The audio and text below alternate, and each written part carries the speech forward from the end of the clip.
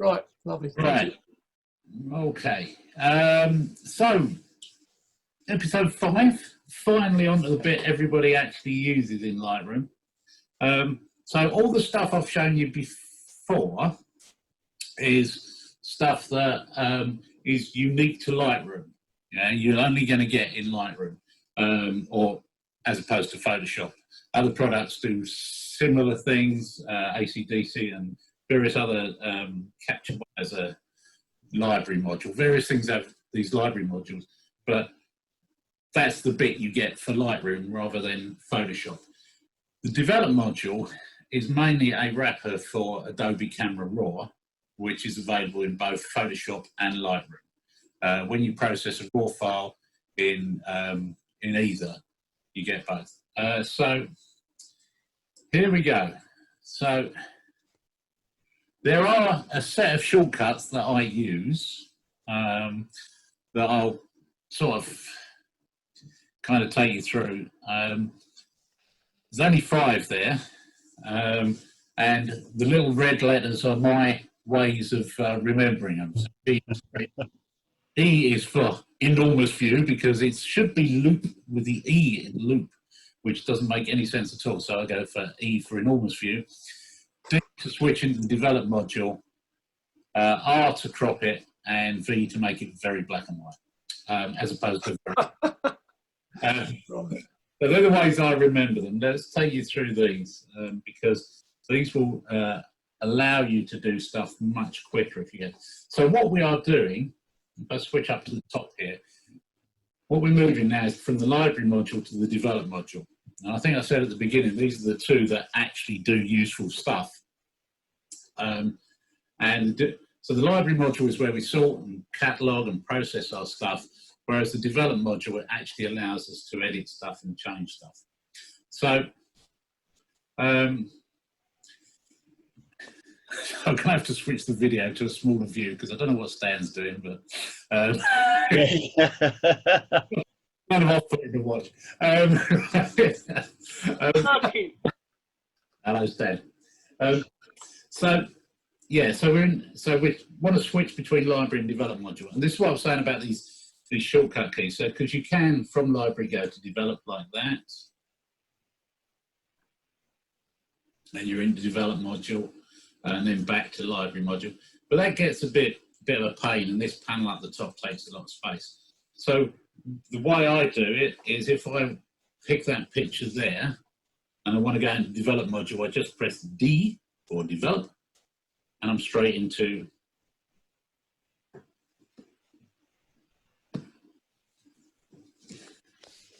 the develop module. Yeah, so that's D for develop. If I want to go back to that view with the grid of images, we use G for grid. Oh, Oliver. Baby's arrived. Hello, Danielle. Hi, Danielle. So that's so this is G for grid, and everyone's a critic. Everyone's a critic. So we go from then G for grid. It gives you what I'm calling, come on, enormous view, which is single view. So you can switch from single view, grid view by G, and then D to go into develop mode.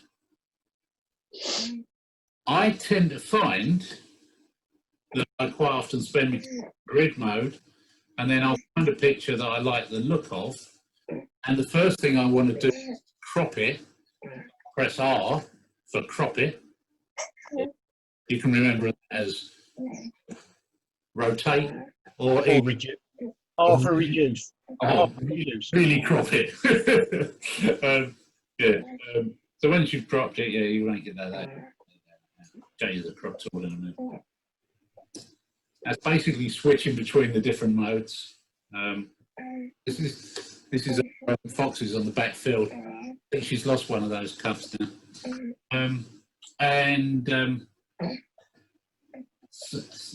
Fine, and the final one is when you're going through the, again, G, go back to grid. Quite often, if you're looking at an image, come on, catch up with me. Right, so if you're looking in loop view, i.e., what I want to do is just see what it looks like in black and white. And you can easily toggle black and white using the V key. Yeah, for very black and white or very colourful. So that's when you're just assessing your photographs. Quite often, you think, "Will that work in black and white?" V will allow you to switch between the two.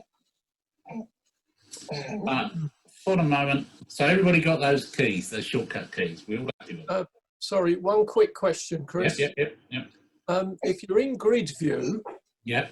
are you saying you can go straight to crop without going into develop first? Yep. Press R to go straight into crop. Oh, brilliant. Okay. Yeah, that's the one I use, and I use that a lot because you know what it's like. You look through your images and you think, well, that might just lop a bit off the rack, and you just press R straight into it. That's why I normally would switch between G and R.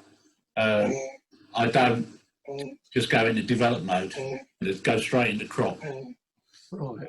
My brain works. And I gave V to flick between them. So let's develop mode using D. Chris, Yep. could you mute everyone?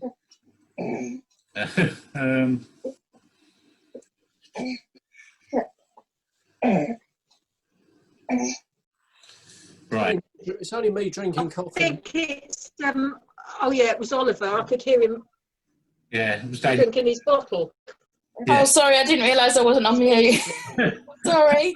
Okay, no worries. Yeah, well, you can't hear it, but I thought it was Warren's stomach, to be fair. Right. So now we are in the develop module. Typically, as per all these Lightroom modules, you have the more general stuff over the left-hand side in this panel over here, and the specific stuff to a specific image over the right-hand side. Tends to be the way they lay out. Going to look at the left-hand panel first. We've got our navigator again. Same thing as we had in the other mode. So you can view it in one-to-one, zoom in, stuff like that. So if you've got it in one-to-one mode and you're looking down here at the blue bells, come on, catch up, zoom, thank you. If you're looking down here at the blue bells, you can move around on the navigator. Are there any shortcuts for that, Chris? What's that, to zoom in? Yeah, for the fit fill 113121. Well, I know zoom. Z is zoom. Well, if you put Chris, if you put the toolbar up, T.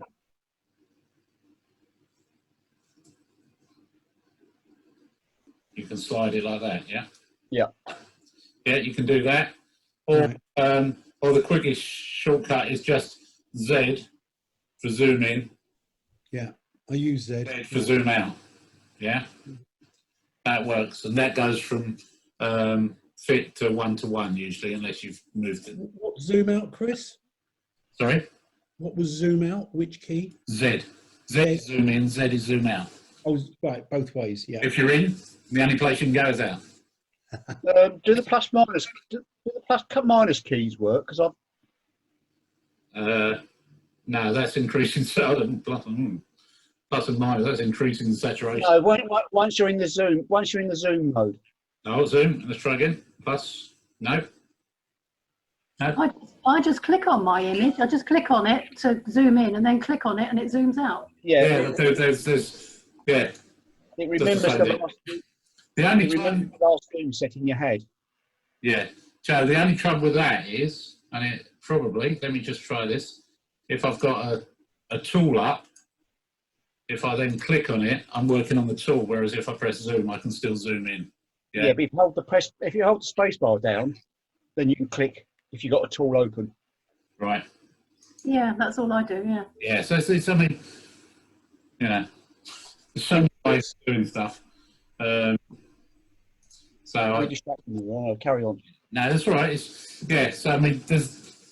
I say, in answer to your shortcut, to your question, Warren, yes, you can use Z for zoom. You can click on the image, or if you've got a tool, it's shift and click. Lovely, thank you. See, have we covered everything there, T? Yeah. So over here on the left-hand side, the first thing we have is presets. Now, you will probably have in your set, if you've got a brand new install of Lightroom, you probably have these top 7 images or something like that, which are various ways of looking at your images. And then down here, I have collected hundreds and hundreds and hundreds of different filters, different presets. And all these are, there's no magic in these. These are just a recording of where somebody left their settings, yeah? So, you know, if I said I want the exposure at that and the dehaze at that and the saturation down here, I could save that. Let's throw the saturation up the other way. Yeah, that's much nicer. I could save that as a preset, as my own preset. In the same way as we saved export presets, we can save presets. What I tend to do is have a look through these and give me an idea of what I want to do with an image. So maybe try that. Let's reset that up. Yeah, let's reset that back to one. So we might want to say, try the desaturated contrast look, or turquoise and red. I don't know. Each of these will do whatever you want. If you ask me nicely, I can send you some of these ones that I've picked up over the years. Some of them are copyright, but others I can send you as a bundle of presets that you can look through. The ones I particularly am favourite of, or I like, let me just find a reasonable image to work on. There aren't many in this collection, it's got to be said. Where's my trees? There we go.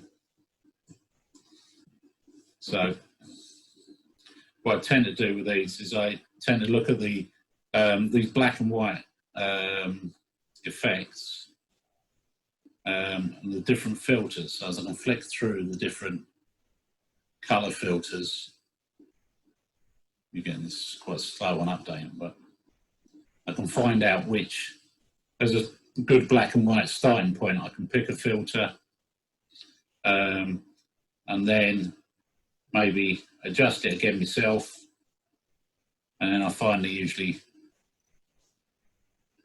maybe add some toning as well. But that's, and then I'll work from there or just accept it. But presets, you'll see a lot of people will slag presets off in that they'll say, oh, you should learn how to do it. I'm kind of the opinion of why learn how to do something if you don't need to.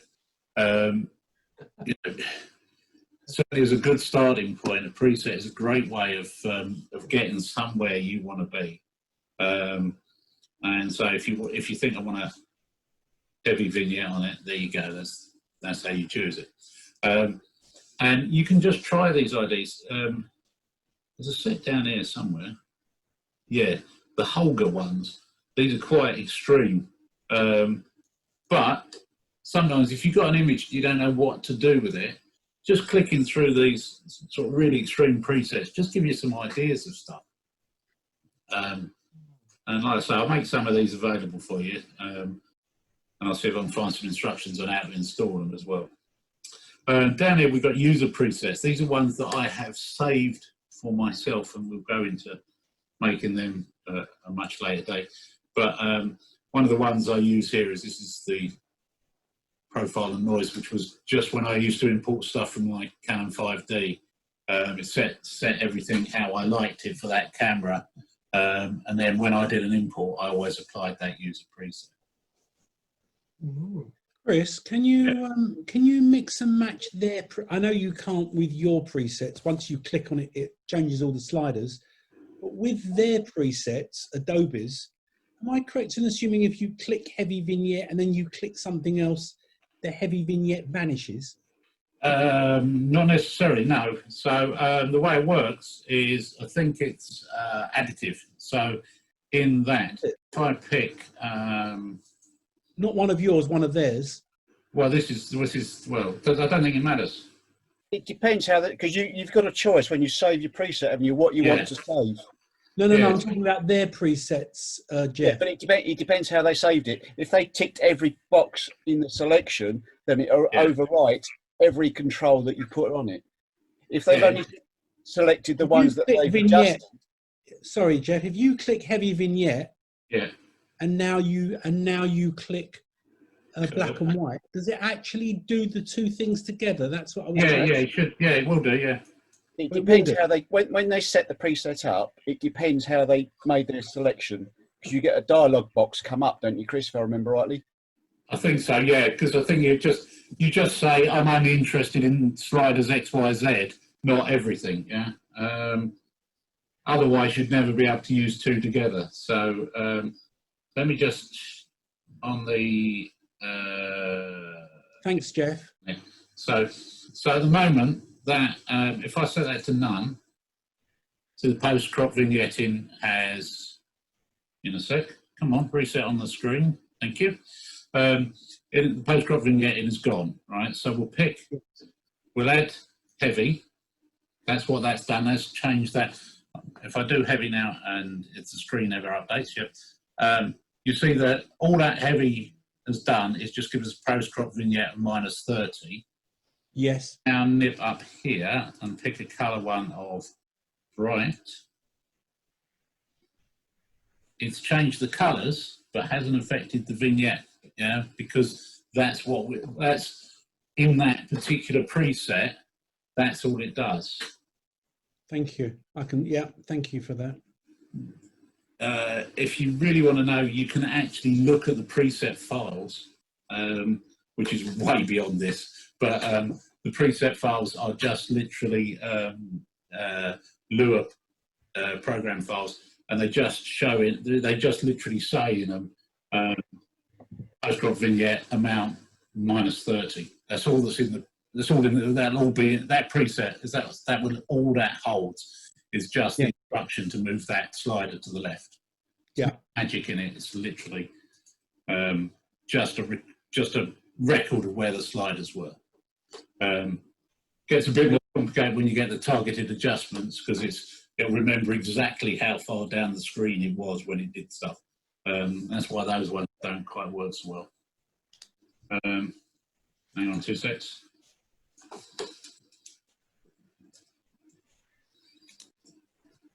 Right. Okay. And so, right. So we got this screen come up. So sorry. Okay. Oh, bear with me. Right. Right. So yeah, shouldn't really deploy a code while you're doing a talk to somebody else at the same time. But there you go. You can always do it on a Friday afternoon. Yeah. Right. So next down we got snapshots. I'm going to come back to snapshots because really logically they're in the wrong order. And then we'll show you history. So when I talked about this earlier on, I said that really all Lightroom shows you is the all it shows you is the or what it keeps is the original image and a recipe of instructions. Yeah, and if you see on the left hand side, that's what it's got. That history is basically the recipe of instructions. So if I now nip over here and the basic tab and say I want to have the texture up by 50 or 85, the history has changed. If I move the clarity down to there, again the history has changed. And that's all that history does, is record everything you've done. So put the vibrance up there.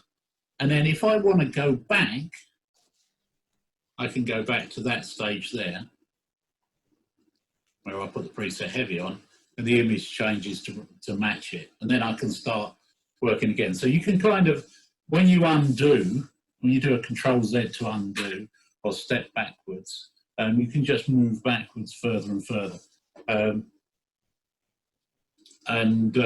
You can pick, you can go back to, oh yeah, I much preferred it when I was on preset none rather than, or I like preset heavy. But now I'm going to change that. Yeah, so you can always go back, and the history, unlike in Photoshop, the Photoshop history only lasts as long as your file is open, unless you change the default settings. With Lightroom, it stores that entire history with the image. So whatever changes you've made, so if I open if I open an image I processed 10 years ago, I can still see all the changes, all the steps I went through on that image, and go back to maybe that time when this happens to me far too many times, is that I will process something, make a few final tweaks, print it, and then decide that actually I shouldn't have made the final few tweaks, and I want to roll back, and I just roll back to wherever I want to go on here. Chris, can I ask a question? Yep. Are there any circumstances where that history is truncated? Because I remember last week working on something and going back through the history, and it seemed to only show me half of what I'd done on the image. No, it should never be. Should never be. Unless you've clicked on and say clear above this point. There's a button for that, clear above this point. Yeah, there's a right click on the preset on the history. Right. Yeah. Okay. Thank you, Jeff. If that's what if you did yeah, copy history steps settings to before. What does that do? Well, that's when you do the backslash, it goes back to the original image minus the crop. Yeah. So therefore, that copies the preset where you are in this moment in time back to that. That is. I see. Yeah. Snapshot. All right, that's too confusing. Yeah, don't worry about that. Let's not get too complicated. So that's what I was saying. Is basically you've got this recipe and a set of instructions what to do with the image on your history of what you want in the image. Now, what you can do at any point, so say I get, because I kind of like that heavy look, what I can do at any point is create a snapshot, which is, I don't know, like,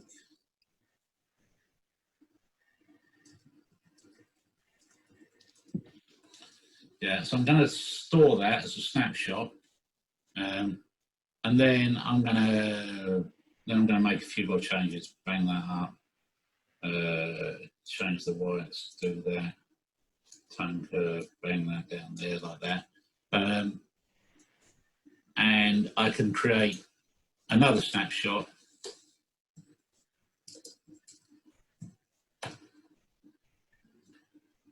So what I've got here is two snapshots where I can have jumped to various points in my history. So this, so I can show you the history. I've got it in want to show both. That's it. Right.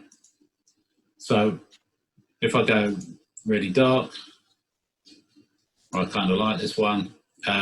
Each of those snapshots is a point in time snapshot of that history, so I can go to. So if you're doing a really complicated edit, which is actually fairly unlikely in Lightroom, to be fair, you can save a snapshot and go back to it. To be fair, not something I've ever used outside of a lesson. You ever used it, Jeff? I've tried a couple of times, but I find making virtual copies better, yeah, beneficial. Yeah, normally I'll create a virtual copy and then say, let's try it in black and white rather than, yeah, I don't know. But the trouble is you can overwrite if you create a snapshot previous in time, yeah, and you've got the whole stroke of history above that, you create the snapshot, you think, Oh yeah, takes you back into the history. You start working on that because you like it. It overwrites all the other history that you've had. Yeah, I don't really use snapshots very often, but your mileage may vary. There you go. The final thing is collections. So we talked about collections a lot in the develop module, but because you're in a collection, the interesting thing is one of the reasons for people use collections is you can see a collection in the develop module. You can't see your folders in the develop module. So what we might want to do is just process our 5-star images, and then we can work through them one by one down here on the bottom. Yeah. Or, say everything I did in the past month, and then I can work through those images. And you're still in the develop module there, are you? Yeah, still in the develop module, but you've got access to your collections, but you haven't got access to your file folders. Yeah. Right. Yeah. See, some of this stuff is was put in because various things in Lightroom were a bit slow. I think this is one of the things that was put in because it was a bit slow. I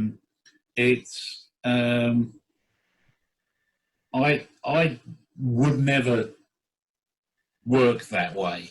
I would just literally use grid mode by pressing G, and then pick the one I want, and then D to develop it. Well, you could select excuse me, Chris, you can select half a dozen images in grid mode, go to and work through, yeah. On those 6 images. Yeah, maybe if I create a quick collection, I might want to be able to access it through collections. It's never something I've ever done. I tend to keep developing the library modules sort of kind of separate things, and they are separate modules, so I kind of view them that way. To use attribute, couldn't you, Chris, and just bring up the 5-star images and then just work on those? If you create a smart collection to pick up the 5 stars. Yeah. Well, it's got a smart collection of that anyway, isn't it? Yeah. So if you use the smart collection, but again, you could end up with 1,000 odd images. Yeah, it's to be honest, it's a lot easier just to either select and work through the film strip, or just on top of the film strip mode on the bottom develop. You've got latest collections where you got 62 photos. You can if you click on the arrow next to the JPEG, you've got the latest. You've got your some folders there, recent sources, import and stuff like that. Yeah, you got your folders there. So a quick way without going to the grid all the time. Yeah, I'm not a fan of this strip along the bottom, so I never work that way. So yeah, I mean there's a lot of stuff down here that you can do, but it's not something I do, mainly because on my laptop you end up with a tiny little screen to work on. So that's everything about presets, history, collections. Any questions about that and snapshots? No. Just a recommendation for anyone that doesn't know it. I know that Paul and Jeff and Chris and Joe, but Nick Special Effects is really good for black and white presets. I know you've got to pay for it, but it's very effective. Yeah. I mean, to be honest, I've got a free copy because when Google were doing it for free, but yeah, I mean, for most of this stuff, to be honest, you can just flick through the Lightroom ones, and if you get the Lightroom presets as well, if you get a load of, these are the Lightroom, there's loads of different filters and stuff like that. Should one day sort them out, really.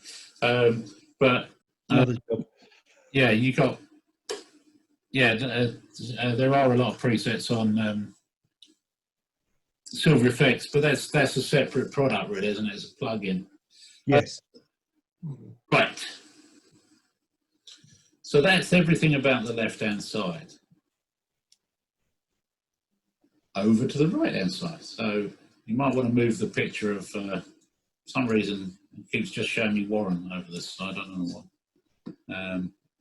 Seems to think I want to see Warren all the time. Handsome. So a little button, and we all vanish, Chris.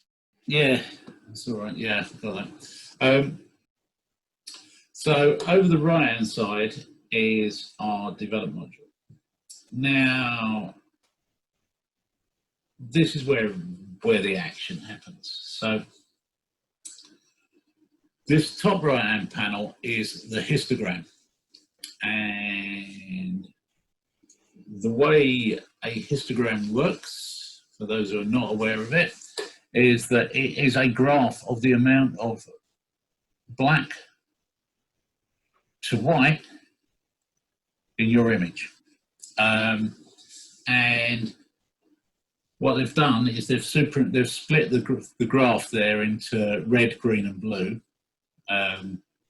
And so they show the three on top of each other. But basically you end up with a graph. And now, because this is a darker image, you'll see that everything goes to the left-hand side. Or as they like to call it in photographic terms, the shadows. They don't necessarily have to be shadows of something, they can just be dark. You know, black things may not be shadows, but they're still black. And white things are usually known as the highlights. So that's from the shadows to the highlights. And it's basically just graphing the amount of each tonal range. So if we just adjust the exposure, as I slide the exposure right on this, you'll see the graph move to the right. Yeah. And as it gets brighter, the number of bright pixels, the number of white pixels goes further and further and further off to the right. So that's all I've got loads of white now because I've made it really bright. I slide it over to the left, you get more and more black pixels, hardly any other colour, and so the graph is shown over to the left.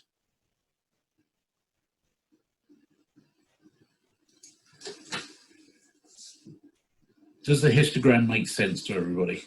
Because you're going to get used to that. You're going to see a lot of them. When you so if you've got a histogram that's not got a lot on the right-hand side, that means it's quite a dark image. Yes. And so therefore you've got to put the exposure up. Not necessarily. Not necessarily, because it depends what it is. If you're taking a picture of a black cat in a coal hole, yeah, no, I understand. But, okay, let me reword that question. If you want the histogram to to move over to the right, yeah, can you actually just move that on the histogram? Was that what you did? You can by sliding the histogram, but no. All I was doing was adjusting the exposure.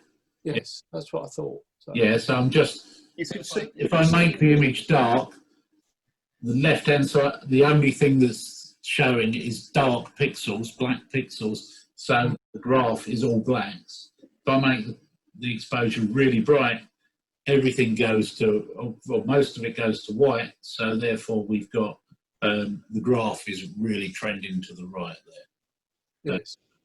Yeah. Right. So that's where, if I reset the exposure, and that kind of shows where we are at. The other thing you've got on here are these two little triangles, top right and top left. And what these show is clipping. You switch them on and nothing happens. That's because you've got no white clips. Yeah, because there's no clipping at the moment. When I'm working, if I adjust, see down in the bottom left, where I've gone to dark, the black areas have gone blue. What that's saying is this area has gone completely black now. And did you really want this as pure black? Because there's no information here. So if I slid the exposure right over, what we're now telling you is that a lot of this image is pure black. Now that may be the effect you want, but normally when people are adjusting exposures, they want to try and get some of the detail. Photographers love shadow detail, so we like to have a bit of shadow detail. So you might want to. Some people recommend just clipping the edges slightly like that, so just a tiny bit of the black is there, and then in the opposite direction, if we go too bright, we'll suddenly start to see red areas. And these are the bits that have gone to pure white. There are no details there at all. And so, again, you'll just get a solid white on your image, which one works for. So that's what the clipping information works with. Can I ask a question? Yeah. By this stage, if we were working, I can see you're working on a JPEG. If we were working on a raw file and you would have imported a raw file into the library module and now taken it into the develop module, is it still it's still a raw file, isn't it, that we'd be looking at? Yeah, this is still a JPEG file. It doesn't matter because all Lightroom is storing, and I'll run this by you again, all Lightroom is storing is a original image and a set of instructions. It's not changing the JPEG at all. It's not changing the raw file. It's not changing anything so no part of the Lightroom engine actually converts the raw file at all. Now you're asking questions. Let me just find a raw file. These are raw files, yeah. Where's me Foxy? Where is she?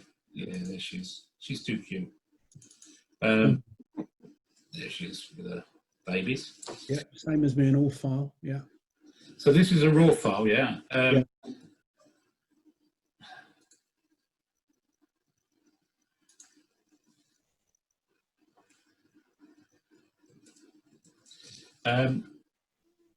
So, yeah, it always happens on a Tuesday afternoon, Tuesday morning, doesn't it? It all goes, all kicks off. So, yeah, because this is a raw file, it doesn't make any difference. All we're doing when we change stuff is just giving Lightroom a set of instructions. And what Lightroom will do is when it opens this raw file, it will generate, and when it opens the JPEG, it will generate a preview JPEG that it stores in its cache somewhere that we don't care about. We don't care about that at all. And when it generates those preview images, and then when you work in Lightroom, effectively you're only really working on the preview image. You never touch the original raw file. And then all those changes, when you finally decide to save them, just get saved to the Lightroom database. They never get saved back to the original file. File. Because the JPEG file, they do get saved back, but only to the EXIF data. I don't believe it actually changes the original JPEG. I might be wrong about that. Probably does, yeah. But yeah, so the only time that the actual image is altered is when you export it to be printed or export it for email or whatever. Is that right? Yeah, but even then, the original image is never changed. Yeah. Right. Yeah. It's not going to save as TIFF or a JPEG when you export it. Yeah, you can't change the raw file. So this is why they call this non-destructive editing. Yeah, because you never change the original thing. Okay. Yeah. Thank you, Chris. Yeah. So there's me Foxes again. And so let's just adjust the exposure of this. See if we've got some clipping there. It's a bit of that. And then, no, I don't know what that does. I thought that took me back to build a smart. That's when it's offline, when you're offline. Yeah, I would have thought that. I would have thought that said smart preview, to be honest. Just as original photo, doesn't it? It does say build a smart preview. Yeah, when you hover over it. Yeah, yeah, I know. I thought that was just going to take me back to the original before I started. There we go. So this next section down here are the targeted adjustment tools, and we won't go into them yet, because what we need to do is we need to do the basic adjustments on our image. And generally the way people talk about it is you're supposed to start at the top of this collection of stuff, work your way down, doing one after the other. That's how it used to be. Some of these things I don't think make much sense if you're not going to do them at the beginning. Like transform allows you to bend and warp your image and straighten up things. Don't see much point in doing that after you've done the adjustments for basic tones. So what you really need to do is, I would say normally you might want to crop it and transform it. Go into calibration if you're a bit of an egghead, and then start with the basic tools. So I'm going to go into, because my foxes are quite a long way away from me there, and this is before I have my new 1200mm equivalent lens, I'm going to crop this, and the way I get to crop is using the R tool, right? Oh, sorry, hitting the R key, or pressing this button here. So that's the crop tool. And traditionally, like all crop tools, we grab a corner and we drag it in. And we grab another corner and we drag it in. If we move outside the box on the corners here, we can rotate the image. And straighten our little foxy out like that. And that's a basic crop. Crop tool does a lot more than that though. If you want to keep a particular aspect ratio, now the aspect ratio is the ratio between the width and the height. You can pick one here on this drop down box over the right hand side. So you can say, I want to keep it as per it originally came out of the camera. So your camera will do 5x7 or a 4x5 image, and you want to keep it the same as that. What you might want to do is say a 1x1, which is a square crop. Or, you know, some people always work 5x7. Some people don't really care. So you can do a custom there. What you need to do for a custom is once you've got that, you can just, what you need to do if you want to do any old shape you like. On this padlock over here on the right, if you unlock that, then it will let you do any old crop you like. So you maybe want something, this is sort of a, let's go for a foxy panorama. Yeah. So you can change that to anything you like. You will see on my screen there, I've got two crosses overlaying it, and they're to kind of help you compose your image as to where you want your lines and stuff like that, where you want your thirds, your crops, grids and that. You can press the O key on the keyboard for overlay, and you can then switch this to show you any number of meaningful lines. There's so that one's quite good if you're trying to straighten stuff up. There's a nice rule of thirds. That one's particularly was, I think they put that in for Mark Edwards. That's dynamic composition grid. That's handy for getting stuff in the middle, I believe, that one. That, I have no idea why you'd particularly choose that, but in my way. What I use. Yeah, I mean, photography is imposing structure on an image, imposing structure on a chaotic world. So anything you can do to find some sort of structure in your image is always good, compositionally. An odd thirds grid, which I'm not really quite sure, but, and then of course, we're always using this. You know, I mean, obviously everybody I know composes using golden swirl. Yeah, yeah. I don't think anybody has ever picked up their camera and ever composed stuff to meet that swirl, right? I don't think it's ever happened. I think what's ever happened is when they're writing a book about composition, they find an image that matches that as good as they can and then stick it on. So cynical. And they find multiples within the image. Yeah, yeah, yeah. Can you turn that golden swirl round so the swirl goes the other side? Yes. Hold the shift key down and press O. There you go. Oh yeah. Well done, Jeff. Yeah. Actually, I don't actually have to. Oh, hold on. Shift over, yeah. Yeah. Shift O. Yeah. On a Mac, it probably thinks of it before you need to know. Right. Oh, I say, there's loads of them. Yeah. Brilliant. Yeah. So those are the overlays that help you crop your image. You can also, because this is not only does cropping, it does straightening as well. So maybe what we might want to do is, when I look at this image, I decided that, I mean, this is a rubbish example, but you go with it. I might decide that this edge here is our horizon and I want it to be straight. I can take this ruler tool, put it on there, and it will rotate so that's straight. Like that. Yeah? You saw that? Where did you get that from? Oh, from the angle. Yeah, so you pick up the straightening tool and then you just run it along so much. Really useful, isn't it? So that might be the edge there, that might be the horizon, that straightens it there. As soon as you release it, straightens. Didn't know that. Yeah.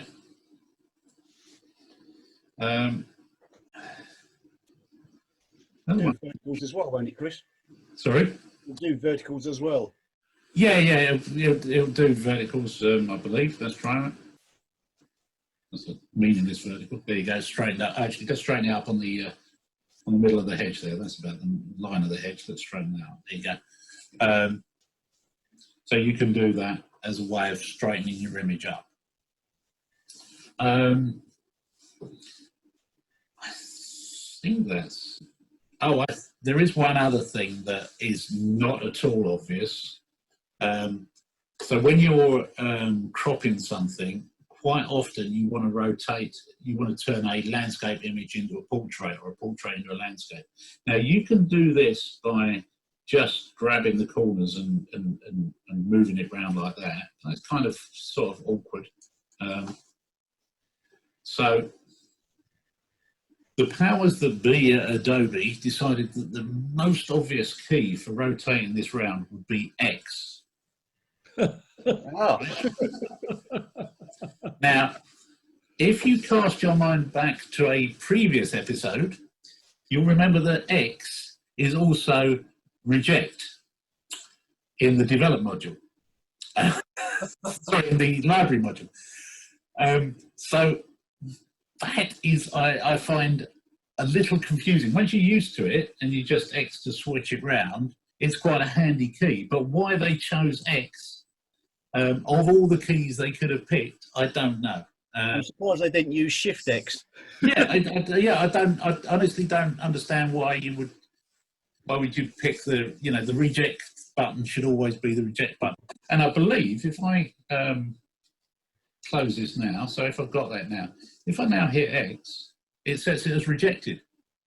Yeah. So you kind of got to be careful when you use that. It only works inside the crop tool. Because I mean, it only does what it does inside the crop tool.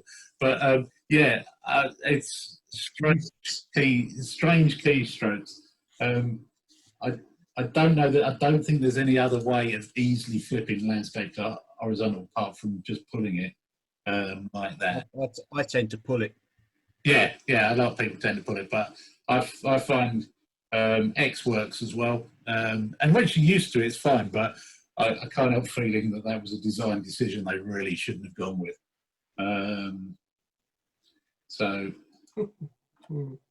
that's about it for cropping. Any questions on cropping? That's one tool, and that's taken quite a while. Yeah. We're okay with that? Yeah. Excellent. Yeah. I'll show you something because we've not got that much time, and I don't want to get straight into all the sliders and mucking about. I will show you something that probably you don't have, Paul, because I think this is a newer feature on the newer versions of Lightroom. Ooh. So up here on the top, you've got what they call a treatment. So I can switch from colour to black and white by clicking on those, yeah? Yeah, I've got that. Yeah. We've already established that I can do the same thing by hitting the V key for very black and white or very colourful. But,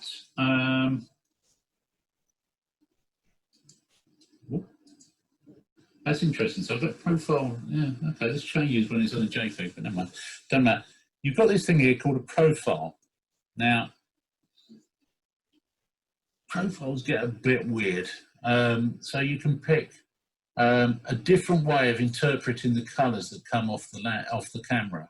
I don't know if this is going to show very well.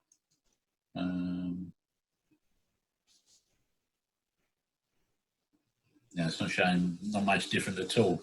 Maybe it doesn't even change on an Olympus camera, I don't know. But what you do have is you have another set of profiles here. So you saw where I got to that. There's this little square block of squares here. This is what they call a profile browser. And this is where, I don't know, this is where sometimes you think, not sure if they've not made this more complicated than it needs to be honest. These are profiles. The stuff on the left that automatically change stuff are presets, but to the untrained eye, they kind of have the same effect in that you click on stuff and things happen to your image. And you look at the one that looks most like what you want, so vintage 10, and it changes your image.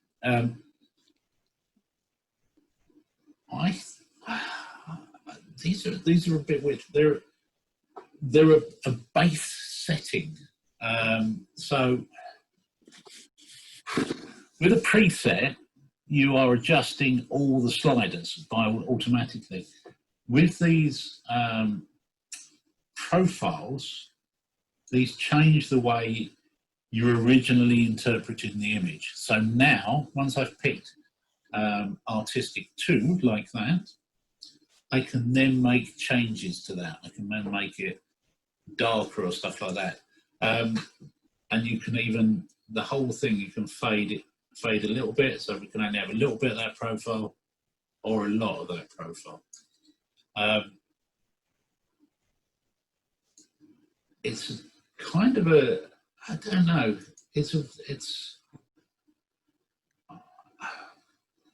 I don't know, I don't find it the most useful thing in the world, to be honest.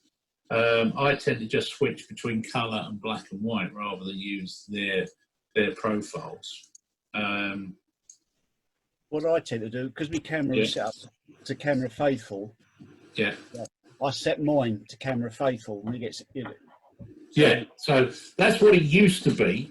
It used to just be that you had different ways of interpreting the original RAW file, and that you wanted it sort of, if you went with Adobe Neutral, you'd think that your camera chucks out stuff that's a bit too saturated for your eyes, and you want everything to come out as neutral, or as Jeff did, calibrated, so as the colours that he gets are the right colours. Why they've got the artistic ones in there and stuff like that, I think that's a level of confusion you could do without, really. It's for the Instagrammers, isn't it? And yeah, I think so. It's a bit weird. I don't understand why they just didn't give you a load of profiles, though. A load of presets. Yeah, especially for those of us who get confused by words that begin with the same letter, which is a bit of a bane in my job, but I do it quite often. So we've only worked our way down the first inch of this panel on the right hand side, but that's probably enough for today. What do we reckon? Any questions on what we've learned so far? No, very informative, Chris. Thank you. Yeah. There's so much more to it when you get somebody who knows it actually telling you and showing you. Yeah, but no, as in the case of Chris and Jeff. Well, yeah. I mean, to be honest, Jeff has probably got more experience of the knows more of the little bits of the develop module than I do. I mean, this is And the thing is that you can know some of it. You know what you use compared to what the whole thing is. Yeah. You know, I've watched Jeff do demos, and he does things in a different way to I would. Comes up with the same result, but it's just different ways of approaching the same thing. And with all this stuff, the best thing to do is to follow what we said, try them out, and think, I'm going to use that or I'm not going to use that. And if you're going to use it, make a note of it, and then you keep coming back to it. But isn't that the beauty of Lightroom, that there's multiple ways of doing the same thing? And for people using it a lot, they can just sort of fit in with the one that feels best for them. Yeah, you can do. It's certainly for most people. You do it the way you feel best. Yeah, like I say, as Jeff just said, like Instagrammers might want those profiles. For the rest of us, I can't really see it's a huge big. Danielle, oh, there's the baby. Can I just ask? Learning Lightroom very young. It's a simple question. Once you've done your manipulation as far as it goes, yeah, there's a button down the bottom right, done. That is where you sort of commit to those changes, do you? Even though it's not altering the image itself, but that will then, well, that gets you out of the adjustment. Oh, on a specific adjustment. yes. So down the bottom is done. If you pick up the crop tool, the brush tool, the radial filter. I haven't got done. It's because you haven't shown. Put the toolbar up.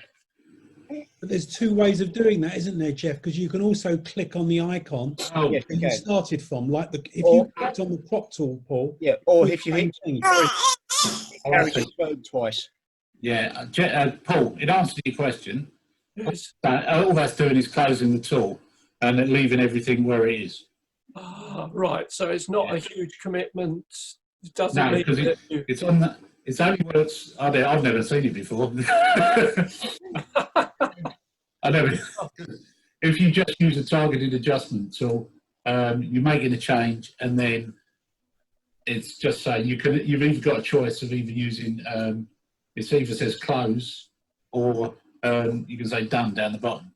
Or if you type the shortcut key again, it gets you out. Yeah. So there's again different Right. getting in and out. Yeah. And we've seen inside Stan's magic room. Yeah. Most importantly, Yeah. Yeah. The busy man. he's a busy man. Was there by the look of it? Right. Oh, he's going to talk to us. Huh? No? Yeah. What are you making, Stan? Well, I'm enjoying the background. You're making me feel all comfortable.